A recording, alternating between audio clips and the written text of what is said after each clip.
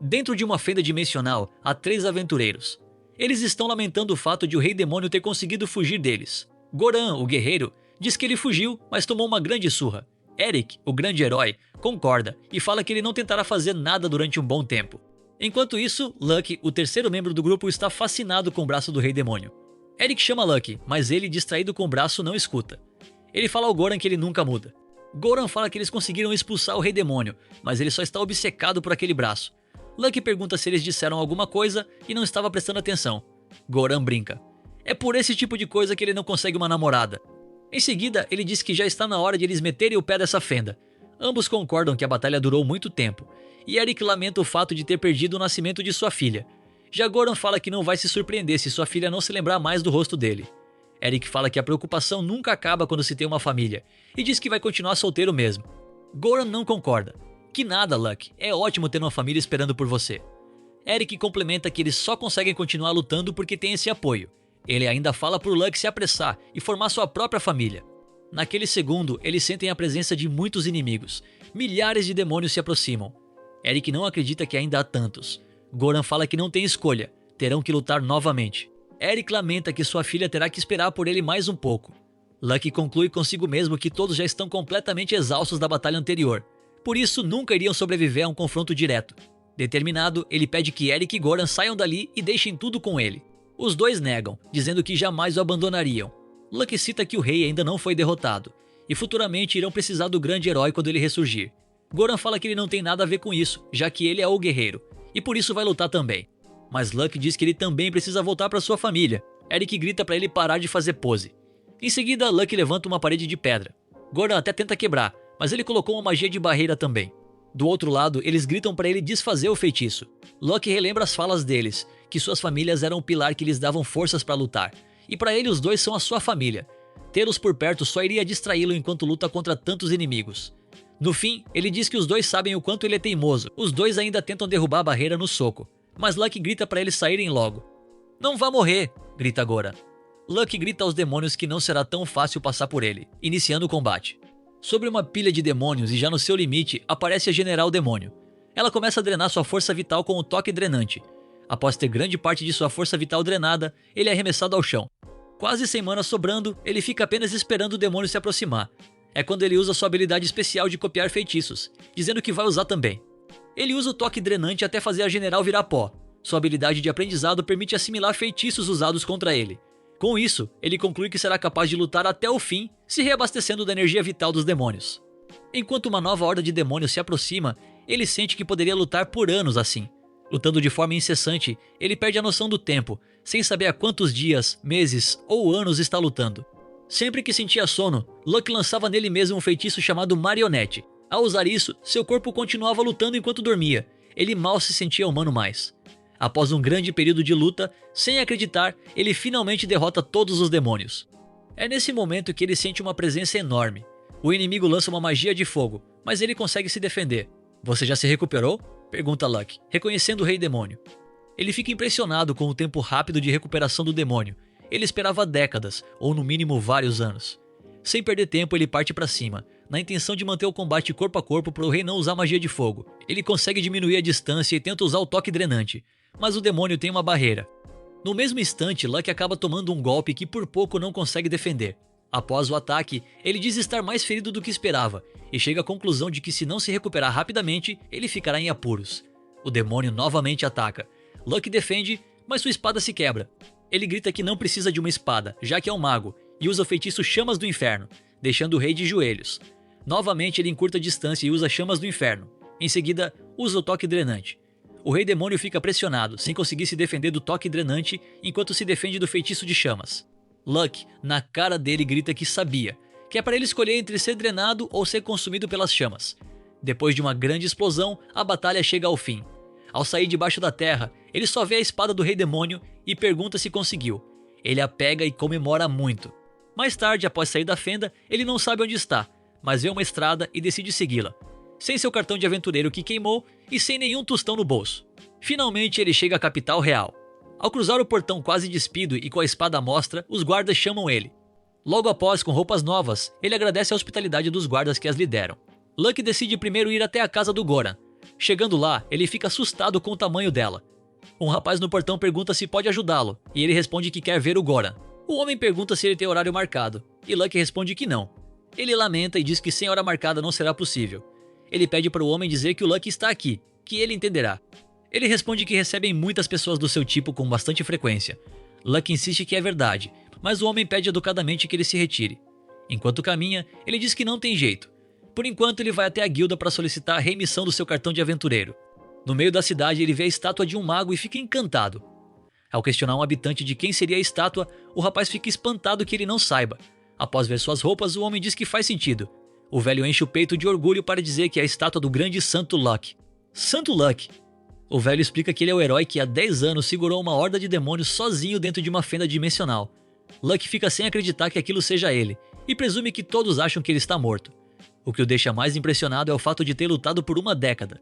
Ao chegar no quartel-general da Guilda de Aventureiros, um homem pergunta quem é ele, mas Luck ignora, deixando-o irritado.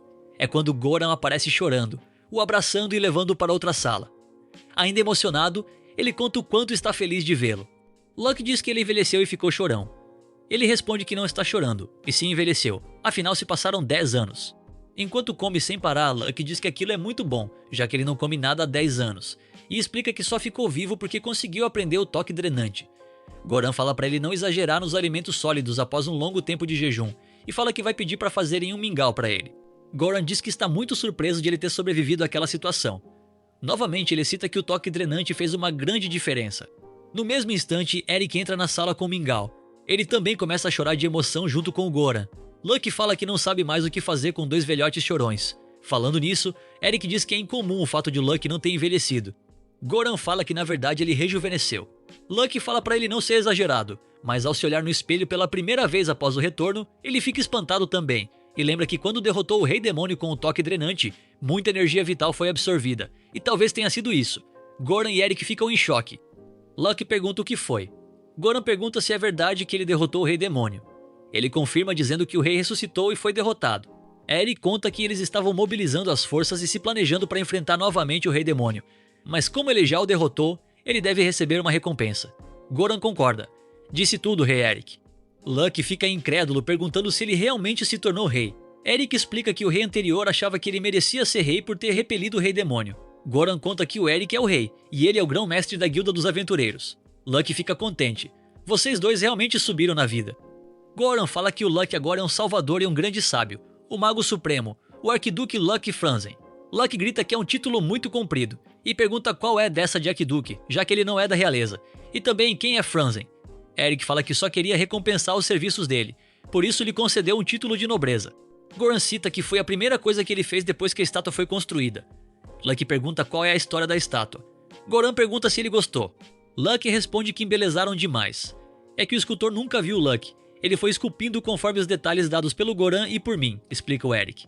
Luck já imaginava que tinha dedo deles nessa história, mas o que o deixou mais surpreso é o fato de a nobreza não se opor ao seu título. Eric explica que foi devido ao fato de ele não ter família e ser dado como falecido. Luck pergunta se isso não vai ser um problema agora que ele voltou vivo. Goran e Eric ficam em dúvida. Analisando bem, ele diz que é melhor manter essa história de ele estar morto. Eric pergunta o que ele vai fazer a partir de agora. Luck responde que é uma boa oportunidade para recomeçar do zero como aventureiro. Em um instante aparece uma garota treinando com espada no pátio da mansão de Goran.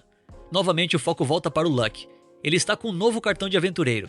Goran explica que foi usado um feitiço no cartão dele para mostrar apenas o nome Lock. Ele pergunta de onde veio esse Lock. Goran explica que seu nome verdadeiro é Luck Lock Franzen. Me deram até o nome do meio, cita Luck. Goran explica que sua ocupação principal, Mago Supremo de Rank S, também está oculta, e só aparece a de Guerreiro Rank F. De agora em diante ele é o Lock, o Guerreiro de Rank F. Luck pede desculpas por dar esse trabalho todo. Goran pergunta se ele não vai ficar entediado começando tudo do zero, já que ele pode enfrentar inimigos mais fortes. Luck responde que já enfrentou muitos inimigos fortes. Enquanto está de saída do castelo, a garota de antes observa. O serviçal da mansão de Goran pede desculpas a Luck por ter sido extremamente grosseiro no outro dia. Luck responde que está tudo bem e assume que não estava muito apresentável. O homem agradece e pergunta para onde ele pretende ir. Ele responde que vai até a Guilda dos Aventureiros. Ao retornar à guilda, a recepcionista se apresenta a ele. Seu nome é Arone. Luck pede para ela a missão de extermínio de goblins. Sozinho? Ela pergunta. Ele responde que sim. mas ela explica que é uma missão muito perigosa para novatos, e por isso não pode recomendar isso. Ele responde que está ciente e vai ficar bem. Em pensamentos, ele diz ser Rank S. Mesmo assim, a recepcionista diz que não é incomum que novatos morram por subestimar goblins, e novamente nega o pedido dele. No mesmo momento, outros aventureiros iniciantes aparecem. O garoto diz ser um mago e a garota uma batedora arqueira, ambos Rank F, e ele pergunta se pode se juntar a ele nessa missão. A garota diz que seria perfeito ter alguém na linha de frente e pergunta se ele é um guerreiro. A recepcionista diz que é uma ideia maravilhosa. Ela imediatamente recomenda os três para a missão. Luck diz que nem aceitou ainda, mas ela o intimida dizendo que é melhor assim. Ele acaba concordando e pensa que é importante também treinar novatos. O garoto se apresenta. Seu nome é Ario, ele pode usar bola de fogo e essa é sua irmã mais nova. Seu nome é Ginny e é uma arqueira. Ele se apresenta como Locke e diz que usa espada.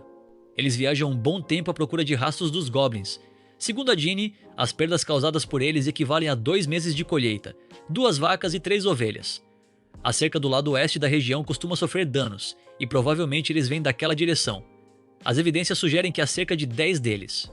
Ele analisa que Ginny é uma batedora bastante habilidosa, mantendo-se firme na caçada e é bem perspicaz. Porém, eles avaliaram mal a quantidade de goblins. Ele cita que os dois não notaram as pegadas camufladas. Isso é um erro importante, pois goblins não são espertos o suficiente para esconder suas pegadas. Em outras palavras, ele acha que deve ter um outro monstro liderando eles. Ele até cogita avisar, mas para ensinar alguém não basta dizer tudo com antecedência. Há muito que se pode aprender com as falhas, principalmente quando se é jovem. Mas ele sabe que ao omitir essa informação, isso torna responsável pelas vidas deles. Ele jura que não vai deixar os dois morrerem. Um tempo depois, eles localizam a Toca dos Goblins, que parece mais uma mina abandonada. Luck diz que parece ser ruim, mas os dois não concordam muito. Ario cita que goblins são noturnos, e por isso devem atacar enquanto é dia. Luck fala que vai assumir a frente e pede a Ginny que lhe dê suporte para proteger a retaguarda deles assim que entrarem. Ele pede ao Ario para poupar sua magia o máximo possível enquanto avançam. Após as ordens, ele inicia o ataque. Facilmente ele derruba um, e Ginny lhe dá proteção na retaguarda. Eles conseguem avançar tranquilamente, mas os dois logo ficam cansados. Ario cita que já derrotaram mais de 30 goblins, e Ginny responde que é mais que o esperado. Luck explica que é comum que grupos como este sejam liderados por um goblin de nível superior. Depois de um breve descanso, ele pergunta ao Ario se ele consegue lançar uma bola de fogo, e quantas flechas Ginny ainda tem. Ario responde que sim, mas está quase esgotado, e ela diz que só tem 3 flechas. Ario diz para recuarem. Ginny hesita, mas ele insiste dizendo que é perigoso seguir com pouca magia e poucas flechas. Luck consigo mesmo diz que é uma boa decisão. Ela acaba entendendo. É quando um rugido enorme ecoa na caverna, deixando ambos assustados. Luck explica que é um Lord Goblin. Ele cita que é estranha a maneira como eles roubam o gado de um pouco de cada vez. Significa que o responsável está dando ordens sistemáticas aos goblins. Isso requer um certo nível de inteligência, mas ele não sente nada disso vindo daquele Lord. No fim, ele deduz que algo maior está dando as ordens. É quando uma garota demi-humana aparece atacando o Lord Goblin, chamando ele de inseto e mandando ele sair do caminho. Terminando assim o primeiro episódio.